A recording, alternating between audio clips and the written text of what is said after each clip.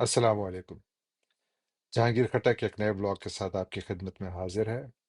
ناظرین، اس سے پہلے کہ ہم آج کے موضوع کی جانب بڑھیں، آپ سے گزارش ہے کہ آپ ہمارے چینل کو سبسکرائب کریں، اس کو لائک کریں، اس پر کامنٹ کریں اور اپنی اسکرین پر موجود بیل آئیکن کو کلک کرنا نہ بھولیں تاکہ ہمارے فیوچر کے پروگرامز کے حوالے سے آپ کو نوٹیفیکیشنز ملتے رہیں۔ اب آتے ہیں موضوع کی جانب۔ ناظرین، پاکستان کے اندر اور پاکستان سے باہر ان دنوں بہت زیادہ بحث چل رہی ہے کہ امریکہ میں جو اس وقت صدارتی انتخابات ہونے والے ہیں، چند ہی گھنٹے رہ گئے ہیں اب تو، ان کے نتائج کیا ہوں گے اور یہ کہ ان کا پاکستان پر کیا اثر ہوگا۔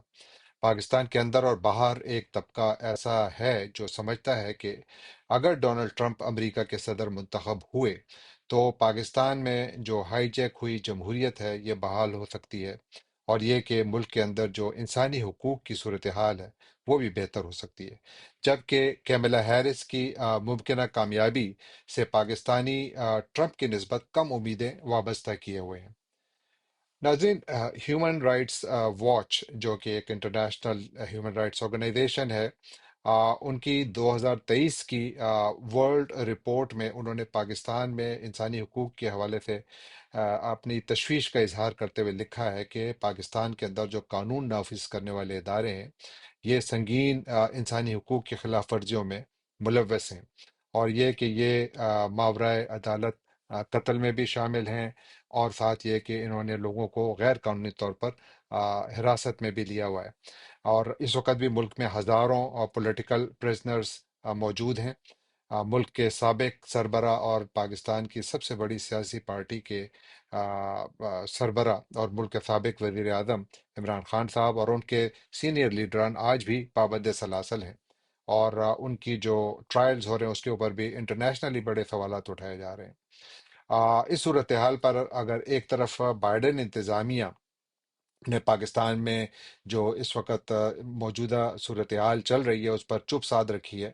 تو وہاں دوسری جانب امریکی کانگریس میں اچھی خاصی تشویش نظر آ رہی ہے،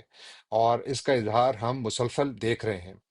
آ، یہاں پر امریکہ میں پاکستانی، عام پاکستانی اور پی ٹی آئی سے متعلق جتنے بھی ان کے پی ٹی آئی سے جڑے لوگ ہیں وہ واشنگٹن میں بڑی بھرپور لابنگ کر رہے ہیں ان دنوں، اور جس کا مقصد نہ صرف یہ ہے کہ عمران خان کی رہائی ہے بلکہ دوسرے جتنے سیاسی اسیران ہیں ان کی بھی رہائی ہے، اور یہ کہ پاکستان میں ایک مکمل جمہوریت کی بحالی ہے، یہ اس کے لیے کہ یہاں پر ایک بڑی تحریک چل رہی ہے۔ اور حالیہ دنوں میں تحریک انصاف کے امریکہ کے اہم جو اراکین ہیں، جن میں سجاد برکی صاحب ہیں، ڈاکٹر عثمان ملک صاحب ہیں، عاطف خان صاحب ہیں، انہوں نے لورا ٹرمپ سے ملاقات کی۔ اب لورا ٹرمپ ہیں کون؟ لورا ٹرمپ صدر ٹرمپ کے دوسرے بیٹے ایرک ٹرمپ کی اہلیہ ہیں، یعنی یہ صدر ڈونلڈ ٹرمپ، سابق صدر ڈونلڈ ٹرمپ کی ڈاٹر ان لا ہیں، اور ریپبلکن پارٹی میں بھی ان کا بہت اہم کردار ہے۔ یہ ریپبلکن پارٹی کے جو نیشنل کمیٹی ہے RNC، اس کی یہ کو چیئر ہیں۔ تو ان سے ان افراد نے ملاقات کی اور انہیں جو پاکستان میں اس وقت صورتحال ہے اس سے آگاہ کیا، اور یہ بڑی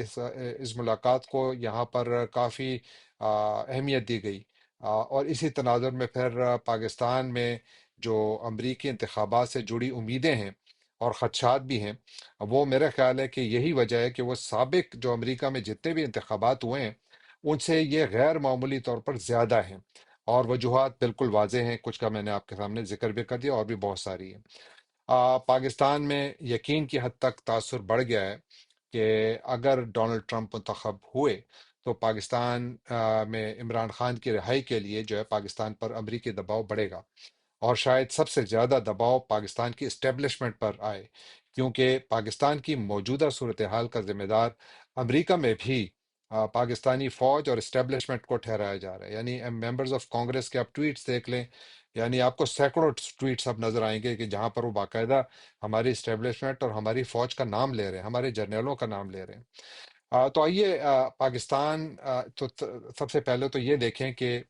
پاکستان کے حوالے سے یہاں پر جو بحث چل رہی ہے، اور تو یہ دیکھیں کہ جو یہ بحث ڈونلڈ ٹرمپ کی ممکنہ صدارت کے حوالے سے پھیلی ہوئی ہے، اس پر بھی تھوڑا بات کر لیں کہ ایگزیکٹلی اگر ڈونلڈ ٹرمپ واقعی الیکٹ ہوتے ہیں اور وہ صدر بن کے کیا واقعی وہ عمران خان کی رہائی کا مطالبہ کریں گے۔ پاکستانی حکومت پر تو ہیومن رائٹس کے حوالے سے دباؤ ڈالنے کے لیے جو امریکی مختلف پاور ہاؤسز ہیں، جتنی بھی ان کے پولیٹیکل پلیئرز ہیں، ان میں سے کافی لوگ آگے آئے ہیں اور وہ مطالبہ کر رہے ہیں۔ تو اب دیکھنا یہ ہوگا کہ کیا ابھی تک صدر بائیڈن نے تو ان کے اوپر کوئی کان نہیں دھرا زیادہ، لیکن کیا اگر ڈونلڈ ٹرمپ صدر منتخب ہوتے تو کیا وہ پاکستان پر ہیومن رائٹس کے حوالے سے کوئی دباؤ ڈالیں گے؟ اور اس سے کیا پاکستان اور امریکہ کے جو سفارتی تعلقات ہیں یہ کسی پریشر میں آئیں گے؟ میری رائے میں اس بات کا بہت قوی امکان ہے کہ پاکستان کے اور امریکہ کے تعلقات پریشر میں آئیں گے اگر ڈونلڈ ٹرمپ منتخب ہوئے اور اگر پاکستان میں صورتحال نہ بدلی۔ ڈونلڈ ٹرمپ جو ہے وہ موجودہ پالیسی میں جو امریکہ کی پالیسی ہے، اس بات کا امکان بہت زیادہ ہے کہ وہ اس میں بالکل تبدیلی لائیں گے، اور یہ تبدیلی کتنی ہی محدود کیوں نہ ہو، یعنی ہو سکتا ہے اتنی زیادہ بڑی ڈرامائی تبدیلی نہ ہو، لیکن یہ جتنی بھی محدود ہو، میرا خیال ہے کہ اس کا اثر پاکستان کی طاقتور ترین شخصیات ضرور محسوس کریں گی، وہ اس کے اثر سے نہیں بچ سکیں گی۔ گزشتہ چند ماہ میں ہم نے دیکھا ہے کہ مختلف ممبران کانگریس نے پاکستان کی صورتحال پر گہری تشویش کا اظہار کیا ہے۔ اس سال جون میں امریکی کانگریس نے ایک غیر معمولی قرارداد منظور کی تھی، جس کے حق میں 435 کے ایوان میں 368 ممبرز نے اس کے حق میں رائے دی تھی، اور صرف 7 اس کی مخالفت میں آئے تھے، اگرچہ وہ 7 کے ساتھ میرا خیال ہے ان کا تعلق ریپبلکن پارٹی سے تھا۔ اس قرارداد میں پاکستان میں ہونے والی انسانی حقوق کی خلاف ورزیوں اور پاکستان میں 8 فروری کو جو انتخابات ہوئے تھے ان کی تحقیقات کا مطالبہ کیا گیا تھا، اور پاکستانی ریاست سے یہ انہوں نے مطالبہ کیا تھا اس قرارداد کے ذریعے کہ آپ شخصی میڈیا اور سیاسی آزادیوں پر جو آپ نے قدغن لگائے ہوئے ہیں وہ آپ ختم کریں، اور اس کی مذمت بھی کی گئی تھی۔ جبکہ ابھی حالیہ دنوں میں ہی سرخیوں میں تھی یہ خبر بھی کہ 62 ممبرز آف کانگریس جن کا تعلق ڈیموکریٹک پارٹی سے ہے، انہوں نے صدر بائیڈن کو ایک خط لکھا، اور اب تو امریکی حکومت نے اس بات کی تصدیق کر دی ہے کہ وہ خط بائیڈن انتظامیہ کو مل چکا ہے، جس میں کہ اسلام آباد واشنگٹن سے یہ مطالبہ کیا ہے کہ وہ اسلام آباد پر دباؤ ڈالے کہ وہ عمران خان کو رہا کرے، اور یہ کہ جو انسانی حقوق کی خلاف ورزیاں ہوئی ہیں اور ہو رہی ہیں اس کا سدباب کرے، اور اس حد تک کہ کچھ پاکستانی جو جرنیل ہیں ان کے اوپر پابندیوں تک کی بات کی گئی تھی۔ اب سوال یہ پیدا ہوتا ہے کہ اگر ٹرمپ کا جو دور صدارت ہے وہ منتخب ہوتے ہیں تو کیا وہ امریکی اور وائٹ ہاؤس کے ریکارڈ پر جو پاکستان سے متعلق یہ موجودہ کانگریس کی جو قرارداد ہے اور جو کانگریس مینوں کا خط ہے، اور جو پاکستانی امریکنز کی جو لابنگ ہے، اس سب کے تناظر میں کیا وہ یہ سب کچھ یکسر مسترد کر دیں گے اور کہیں گے کہ جی پاکستان کے متعلق جو پالیسی چل رہی ہے بس اسی کو چلنا چاہیے، یا وہ بالکل صرف نظر نہیں کریں گے؟ میرا خیال ہے کہ وہ نہیں کریں گے، میرا خیال ہے کہ وہ ایکشن لیں گے۔ ٹرمپ نے اپنے پہلے دور صدارت میں، یعنی تاریخ اس بات کی گواہ ہے کہ ٹرمپ نے اپنے پہلے دور صدارت میں بھی پاکستان کے خلاف کچھ ایکسٹریم میجرز لیے تھے۔ مثلاً